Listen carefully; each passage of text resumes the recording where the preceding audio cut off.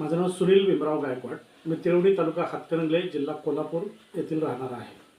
कोल्हापूर जिल्हा परिषदेचे मुख्य कार्यकारी अधिकारी कार्तिकेयन विजयलक्ष्मी सेतुरामन आणि त्यांचे सहकारी म्हणजे तत्कालीन उपमुख्य कार्यकारी अधिकारी अरुण जाधव, हातकणंगले गट विकास अधिकारी शबाना मोकाशे, विस्तार अधिकारी रामण्णा आणि तिळवणी ग्रामपंचायतीच्या ग्रामसेविका सुजाता कुमार कांबळे या सगळ्यांनी मिळून आमचा गावातील 750 स्क्वेअर फुटाचा भूखंड सरपंच राजेश बाबासाहेब पाटील यांच्या घरगड्याच्या नावावर लावलेला आहे. हा प्लॉट आम्हाला परत मिळावा आणि संबंधितांवर कारवाई व्हावी म्हणून कार्तिकेयन यांच्याकडे मी गेली 2 वर्षात अनेक वेळा भेटलेलो आहे, तोंडी लेखी निवेदन दिलेलं आहे व आंदोलनही केलेलं आहे. परंतु कार्तिकेयन हे या अधिकाऱ्यांवर कुठलीही कारवाई करत नाहीत अथवा आम्हाला प्लॉटही परत देत नाहीत. यामध्ये आर्थिक गैरव्यवहार झाले असण्याची शक्यता व्यक्त करण्यात येत आहे आणि माझाही त्याला दुजोरा आहे.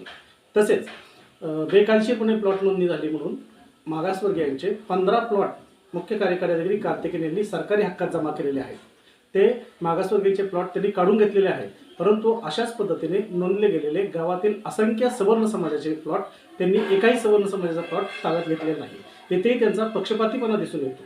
हा पक्षपातीपणा आणि आर्थिक गैरव्यवहाराचा संशय यामुळे मी त्यांच्या कार्यालयापुढे येत्या सोमवारी म्हणजे 19 तारखेला सकाळी 11 वाजता दसरा चौकातील शाहू महाराजांच्या पुतळ्याला अभिवादन करून दसरा चौक ते जिल्हा परिषद असं भीक मागो आंदोलन करणार आहे आणि त्यांना पैसेच पाहिजेत म्हणून जमलेली भीक मी त्यांना देणार आहे. यावेळेला मी त्यांना भेटून माझ्यावरील अन्यायाचा पाढाही परत एकदा वाचणार आहे.